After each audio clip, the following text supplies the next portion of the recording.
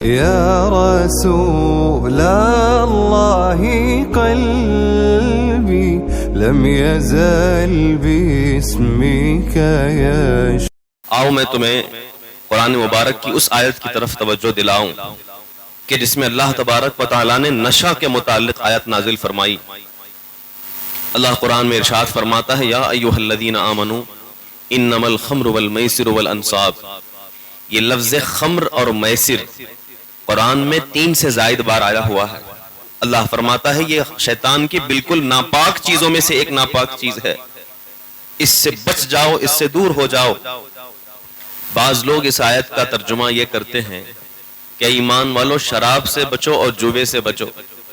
لوگوں کے ذہن میں یہ بات آتی ہے کہ شراب کا مطلب وہی ہے جو آپ کو شراب کی دکان پر ملتی ہے، باقاعدہ اس پہ برانڈنگ ہوتی ہے کہ یہ شراب ہے اور یہ وائن ہے، یہ پھر جو بھی اس کے آج کے زمانے میں نام ہو اسے پینے والا گنہگار سمجھا جاتا ہے. نہیں، بلکہ میرے آقا صلی اللہ علیہ وسلم سے پوچھا گیا یا رسول اللہ شراب کسے کہا جائے؟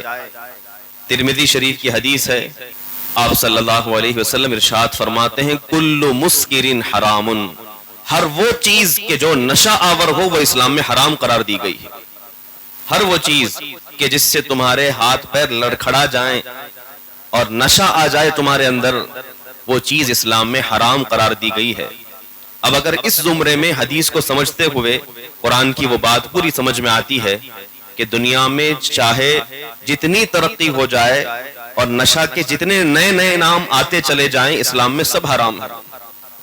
اب چاہے وہ لکوڈ کے طور پر ہو کہ جس کو ہم شراب سمجھتے ہیں، یا کچھ لوگ آج بھی میں جانتا ہوں کچھ ایسے لوگ ہیں، کچھ ایسے نوجوان ہیں جو جم جانے کے لیے یا فٹ رہنے کے لیے یا پھر سپورٹس میں حصہ لینے کے لیے وہ کچھ ایسے پھلوں کا رس استعمال کرتے ہیں جس کو شراب تو عرفاً نہیں کہا جاتا، لیکن شراب کی نشہ آور چیزیں اس کے اندر ملا دی جاتی ہیں.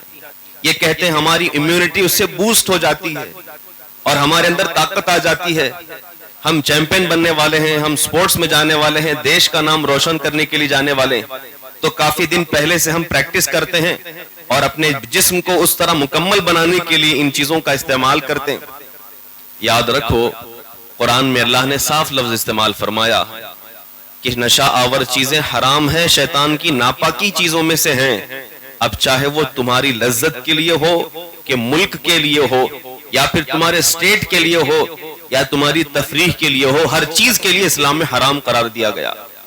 باقاعدہ ممبئی میں اور بڑے شہروں میں یہ بات بولی جاتی ہے کہ کچھ چیزیں ایسی ہیں کہ یہ حرام نہیں ہے، اس کو پیا جا سکتا ہے، یہ تو پھلوں کا رس ہے، اس پر باقاعدہ برانڈنگ آپ دیکھ سکتے ہیں، انگور کا رس بنا ہوا ہوتا.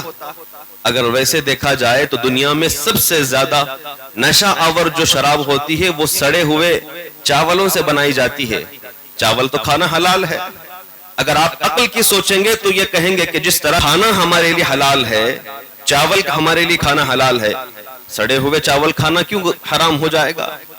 یاد رکھیں شریعت میں عقل کا داؤ نہیں چلتا، بلکہ عقل سے اوپر شریعت ہوتی ہے، اور اللہ کا حکم جو کچھ بھی ہو چاہے وہ تمہاری عقل میں آئے یا نہ آئے وہ ہمارے لیے حکمت سے بھرپور ہے، وہ ہمارے لیے حکمت سے بھرپور ہے اور ہمارے لیے وہ بہتر ہے.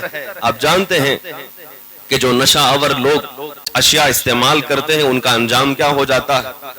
وہ لوگ تفریح کے لیے یا اپنا غم بھلانے کے لیے یا پھر کوئی ایسی چیز ان کے دماغوں میں ڈال دی جاتی ہے کہ اسے استعمال کر لیں تو یہ اچھا ہے، استعمال کرنے لگ جاتے ہیں. پھر ان کا برتاؤ معاشرے کے ساتھ کیا ہو جاتا ہے، ان کے بیوی بچوں کے ساتھ ان کا انداز کیا ہو جاتا ہے. اگرچہ کچھ لوگ یہ کہتے ہیں کہ یہ پینے کے بعد اور یا پھر نشہ آور چیزیں استعمال کرنے کے بعد ہمیں اچھی نیند آ جاتی ہے، اچھی طریقے سے ہم سو جاتے ہیں. نہیں، بلکہ یہ تمہاری خام خیالی ہے، تمہاری صرف سوچ ہے. دنیا میں اکثر حصہ رپورٹس کے مطابق اگر دیکھا جائے تو وہ لوگ ہیں جو نشہ استعمال کر کے اپنی زندگی کے اندر ناکامیاب ہو گئے، بڑے بڑے عہدوں پر فائز تھے، اچھے اچھے کام میں تھے اور اچھی اچھی چیزوں میں آگے بڑھ رہے تھے، لیکن جیسے ہی نشہ کا استعمال کرنے لگ گئے اس کے مطابق دیکھا گیا تو سب کے سب برباد ہو گئے. میں رپورٹس پڑھ رہا تھا ہندوستان کی، دنیا میں ہمارا ملک ان ممالک میں آتا ہے کہ جس میں نوجوانوں کی اکثریت نشے کی عادی ہے. آپ تو دیکھتے ہیں کہ سارے نوجوان جو ہے شراب تو نہیں پی رہے ہیں، آپ کو لگتا ہے؟ ہاں، شراب نہیں پی رہے ہیں، لیکن اس کے بدل میں بہت ساری چیزیں مارکیٹ میں مل رہی ہیں جس کو استعمال کر کے ہمارے نوجوان اپنے خون کو خراب کر رہے ہیں۔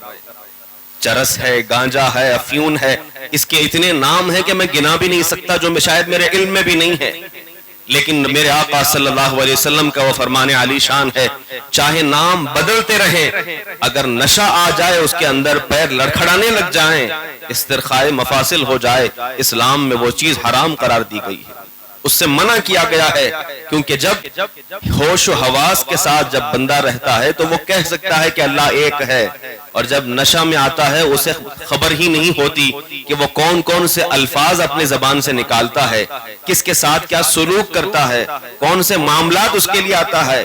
اس لیے ایک مسلمان کو تو یہ زیب نہیں دیتا کہ وہ اپنی اچھی خاصی عقل کو، کہ جس میں وہ اللہ کو ایک مانتا ہے، رسول پاک کو اس کا نبی مانتا ہے، اس عقل پر شراب کو یا نشاور کو حاوی بنا لے۔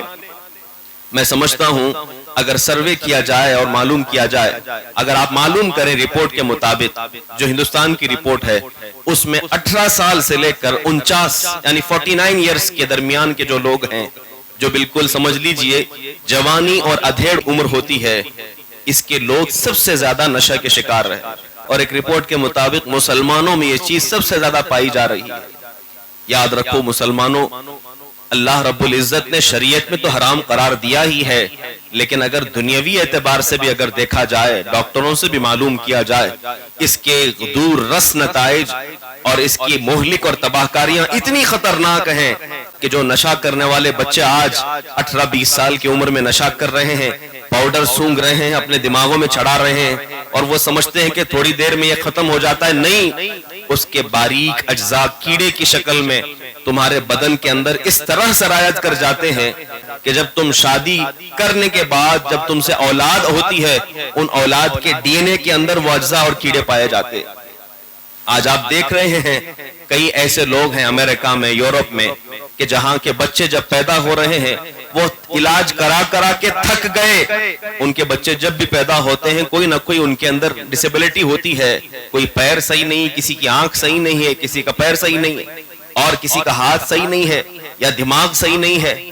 آپ کیا سمجھتے ہیں کہ وہاں اولاد کی کثرت اس لیے نہیں ہو رہی کہ وہ کرنا نہیں چاہ رہے؟ ہاں، کرنا بھی نہیں چاہ رہے، اور کئی لوگوں کی اولاد صحیح ہو بھی نہیں رہی ہے۔ وجہ یہ ہے کہ ان کے ایک نوجوان معاشرے نے، نوجوان طبقے نے یہ کرنا شروع کر دیا، اور آج اس کا انجام وہ بھگت رہے۔ اور ایک اور بات میں اگر کہوں جو بالکل صحیح ہوگی اپنی بات پر، اسلام میں حرام، ڈاکٹر منع کرتے ہیں، وہ اپنی جگہ، لیکن جو بھی نشہ کرنے والا ہے تنہائی میں ایک بار وہ خود اپنے دل پر ہاتھ رکھ کر کے سوچے، کیا اس کو کرنے کے بعد مجھے وہ سکون حاصل ہوتا ہے جو اللہ کی بارگاہ میں رونے کے بعد سکون حاصل ہوا تھا؟ کیا وہ سکون حاصل ہوا ہے کہ کبھی دل سے ہم نے رو کر کے اللہ کی بارگاہ میں جب دعا مانگی تو جو سکون اللہ کی بارگاہ میں آتا ہے کیا وہ سکون حاصل ہوا؟ نہیں، یہ براہ راست لوگوں کو دکھانے کے لیے، شو آف کے لیے اگرچہ یہ کہتے ہیں کہ ہم ان چیزوں کا استعمال کرتے ہیں، یہ چیزیں اچھی ہیں، لیکن اندر سے دل کڑتا ہے ان کا بھی، وہ روتے ہیں۔ اور کئی ایسے نوجوان ہیں جو اس عادت سے باہر آنا چاہتے ہیں لیکن باہر نہیں آ سکتے، باہر نہیں آ سکتے، مجبور ہو چکے ہیں۔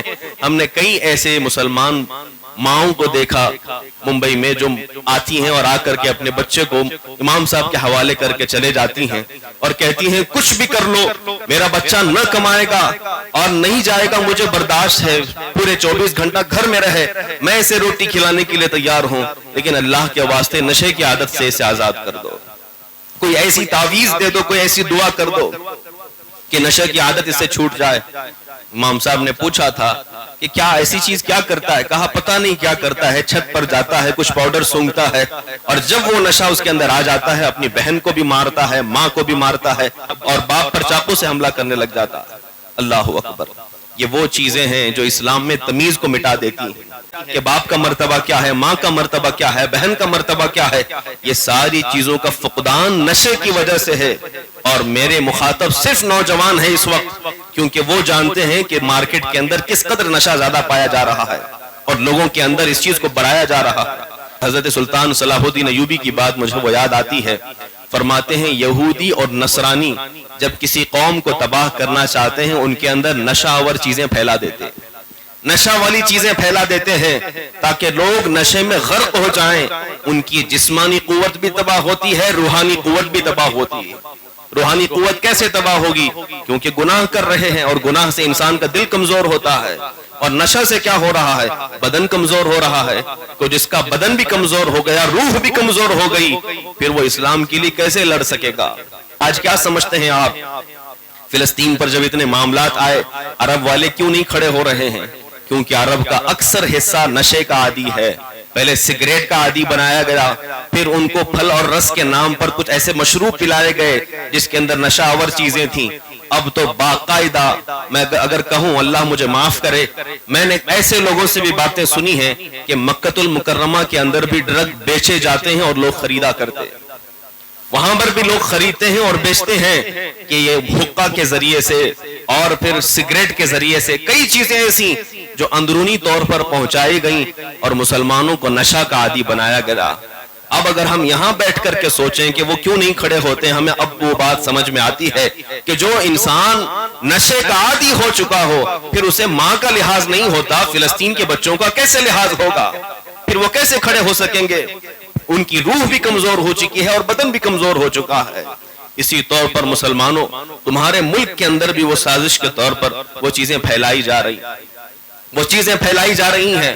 اور میں نام لے کر نہیں کہتا, ایک بہت بڑے محکمے کے شخص نے کہا تھا, مفتی صاحب قبلہ سے کچھ سال پہلے, تقریباً 2 سال پہلے, اسلام کی متعلق بات چل رہی تھی اور انٹرویو کے درمیان انہوں نے کہا کہ انشاءاللہ ایک دن ایسا آئے گا کہ جب یہ ظلم کے بادل چھٹ جائیں گے اور جہاں کہیں دنیا میں جو مسلمانوں کے حالات ہیں ان کے لیے آواز بلند کرنے والا کوئی نہ کوئی تو پیدا ہوگا. ان کی زبان سے یہ بات نکلی. جو سامنے والا جو شخص تھا وہ کافر تھا اور کسی ایک بڑے محکمے پر فائز تھا, میں جانتا ہوں, نام نہیں لوں گا. اس نے کہا کہ آپ کیا سمجھتے ہیں کہ ہم نے آپ کے معاشرے کے متعلق معلومات نہیں کی؟ کہا کہ آپ نے معلومات تو کی ہے, آپ کے سروے کے مطابق, آپ کے اندازے کے مطابق کیا ہے؟ اس نے کہا کہ حضرت آپ یہ سمجھتے ہیں کہ کل کو کوئی کھڑا ہوگا اور بلند آواز سے کہے گا اسلام کے لیے؟ نہیں, ہم نے آپ کے معاشرے کو اس طرح اندرونی طور پر تباہ کر دیا ہے کہ آپ مجھ سے لکھ کر کے لے لیجئے کہ 2070 تک آپ کے درمیان کوئی غیرت اور حمیت والا بیدار نہیں ہو سکتا. اس نے چیلنج کر کے کہا کہ آپ دیکھ لیں 2070 تک کوئی نوجوان, کوئی بوڑھا اسلام کے لیے کھڑا نہیں ہو سکتا. ہم نے اندر سے آپ لوگوں کو اس طرح توڑ دیا. اللہ اکبر. ایک کافر یہ وعدہ کر رہا ہے اور یہ چیلنج کر رہا ہے. وجہ کیا ہے؟ وجہ یہی ہے کہ ان کی پالیسیاں ہمارے درمیان چلتی رہیں اور ہمیں خبر تک نہیں ہوئی, اور ہمارے اچھے لوگ ان نشے کے عادی بنتے رہے اور برائی کا ارتکاب کرتے رہے. حضرت سلطان صلاح الدین ایوبی فرمایا کرتے تھے, جب کسی قوم کو تباہ کرنا ہو تو ان کے نوجوانوں کے اندر فحاشی اور نشہ عام کر دو. جب یہ 2 چیزیں عام ہو جائیں گی پھر اس قوم سے لڑنے کی ضرورت نہیں, وہ قوم خود بخود تباہ ہو جائے گی. اور یقیناً یہ بات ہے, آج انسٹاگرام کے ذریعے سے, ٹویٹر کے ذریعے سے, سوشل میڈیا کے ذریعے سے اتنی فحاشی اور اتنی عریانیت پھیلائی جا رہی ہے, اتنا کنٹینٹ خراب دیا جا رہا ہے آپ کو. نگاہوں کی خرابی تو پیدا ہو ہی رہی ہے, ساتھ ہی ساتھ روح بھی بیمار ہو رہی ہے. اور جو وقت ہمارے پاس بچا کرتا تھا روح کو بچانے کے لیے, ان اوقات میں ہم نشے میں لگ جایا کرتے ہیں. اس طور پر ان نوجوانوں کو تباہ کر دیا گیا ہے. تبھی تو ہم کہتے ہیں کہ اگر قرآن کی بات بتائی جائے تو دل پہ اثر انداز کیوں نہیں ہوتی؟ نصیحت والی باتیں دل پر اثر کیوں نہیں کرتی؟ کیا علماء کی باتوں میں اب وہ دم نہیں رہا؟ حدیثیں تو وہی سنا رہے ہیں جو 14 سال پرانی حدیثیں ہیں. پہلے جب کوئی سنا کرتا تھا تو دل کی دنیا بدل جاتی تھی اور لوگ مجمع کے اندر توبہ کر لیا کرتے تھے. میں اگر بات کروں حضور غوث پاک رضی اللہ عنہ کی, حضور غوث پاک کتنے سال پرانے ہیں؟ تقریباً 800 سال پرانے بزرگ ہیں. فرمایا گیا, کتابوں میں لکھا ہے, جب آپ بیان کرنے کے لیے کھڑے ہوتے تھے اور آپ موت کے متعلق کبھی تذکرہ فرماتے, آپ کے مجمع کے اندر کبھی کبھار 40,000 لوگ موجود ہوا کرتے, اور جب آپ وما علینا الا البلاغ المبین کہتے اور بیان آپ کا مکمل ہوتا, آپ کے مجمع سے کئی توبہ کرنے والوں کی لاشیں اٹھ جایا کرتی تھی, جنازے اٹھ جایا کرتے تھے, جو اللہ کے خوف سے اپنے آپ پر وجد طاری کر کے مر جایا کرتے تھے. اور دھاڑے مار مار کر کے لوگ رویا کرتے, کوئی کپڑے اپنے پھاڑ لیتا, کوئی مٹی اپنے سر پر ڈال لیتا. باتوں میں وہ تاثیر تھی, ایک تو ان کی زبان میں بھی تاثیر تھی, اور دوسرا یہ کہ لوگوں کے اندر بھی وہ سمیٹنا اور سننے کی طاقت تھی. آج آپ جا کر کے دیکھ لیں عراق کا حال کیا ہے, ہر طرف نوجوان شراب کے عادی ہیں. بغداد کے اندر آپ دیکھ لیں, اتنا مقدس شہر جس کو عروس البلاد کہا جاتا ہے, کہ تمام شہروں کی دلہن بغداد اس جگہ کا نام ہے کہ جس طرح آج لوگ نیو یارک جایا کرتے ہیں بڑے شوق کے ساتھ, لندن جایا کرتے ہیں وہاں کی تہذیب دیکھنے کے لیے, اس طرح پوری دنیا سے لوگ بغداد جایا کرتے تھے کہ وہاں پڑھے لکھے لوگ زیادہ ہوتے ہیں, سمجھدار زیادہ ہوتے ہیں, وہاں کی تہذیب اپنی ہے, وہاں کے لوگ سمجھدار ہیں اور علم میں ماہر ہیں, پڑھانے میں ماہر ہیں, کئی یونیورسٹیاں اور مدارس قائم تھے. آج آپ جا کر کے دیکھ لیں, ان آستانوں کے علاوہ جو بزرگان دین ہیں, ان کے علاوہ کوئی چیز وہاں باقی نہیں رہ گئی ہے. نہ معیشت, اکنامی باقی رہ گئی ہے اور نہ ان کے اندر علم باقی رہ گیا ہے. بلکہ میں خود اپنا تجربہ اگر آپ کے سامنے ذکر کروں, ہماری ہوٹل کے آس پاس پوری شارع جو تھی, پورا جو راستہ تھا, اس کے آس پاس آپ رات کے وقت باہر نہیں نکل سکتے. اگر آپ اکیلے جا رہے ہیں, آپ کو چھیڑ کر کے آپ کے پاس سے پیسے لوٹ لیے جائیں. اگرچہ آپ کے پاس 10 ہی روپے ہوں, آپ کے پاس سے چھین لیے جائیں گے اور ستایا جائے گا. کون لوگ ستائیں گے؟ کیا بڑے لوگ؟ نہیں, یہ 15 سال 20 سال 25 سال کے نوجوان, اور اچھے خاصے. کیا وہ کافر ہیں؟ نہیں, وہ مسلمان ہیں. اور اگر عورت جا رہی ہے, اس سے اس کے پاس سے پیسہ چھین لیں گے. اس طرح کی حالتیں. اور شراب کو اس طرح پیا جاتا ہے جیسے کہ وہ کوئی عام سی کوئی شربت ہو یا پھر کوئی لکوڈ ہو. جس طرح ہم پانی پیتے ہیں اس طرح شراب ان کے درمیان عام کر دی گئی. آپ یہ سمجھتے ہیں کہ شراب ہمارے درمیان عام نہیں کی گئی. ان یہودیوں نصرانیوں نے ہمارے نوجوانوں کو تباہ کر دیا, اندرونی طور پر تباہ کر دیا ہے. اور جب سے صدام حسین کو شہید کیا گیا, اس کے بعد کی رپورٹ آپ پڑھ کر کے دیکھ لیں, جتنے بھی نوجوان وہاں پائے جاتے ہیں وہ یا تو ان کی راتیں گانے بجانے میں صرف ہوتی ہیں, یا پھر نشے میں صرف ہو جاتی ہیں, یا پھر شراب میں صرف ہو جاتی ہیں. جتنا بھی پیسہ انہیں میسر ہوتا ہے فوراً شراب کی دکان پر گئے, خرید لیا. وہاں پر کوئی قانون نہیں کہ شراب نہ پی کر کے گاڑی چلاؤ. رات بھر اس طرح دندناتے ہوئے گاڑی لے کر کے چلتے ہیں. کبھی کسی کا پیر توڑ دیا, کسی کا ہاتھ توڑ دیا, کبھی کسی کے گھر میں گاڑی گھسا دی, اور کوئی معاملہ نہیں, کیونکہ نہ قانون کی بالادستی قائم ہے, نہ کوئی محکمہ مضبوط ہے, نہ پولیس انتظامیہ اتنی مضبوط ہے. پورا معاشرہ تباہ کا تباہ ہو گیا. اے مسلمانوں, یہ یہودی نصرانیوں کی پرانی سازشیں ہیں کہ جو بغداد کو تباہ کر سکتے ہیں, کیا وہ ہندوستان جیسے ملک میں جہاں ہماری ابھی تک صحیح طور پر تعارف ہمارا نہیں ہو پایا ہے, ہماری صحیح طور پر شناخت نہیں بن پائی ہے, کیا ہمیں تباہ نہیں کر سکتے؟ یقیناً ان چیزوں سے باز آؤ, ان کی چالوں کو سمجھو اور سمجھ جاؤ کہ وہ کتنی مہلک چیز ہیں.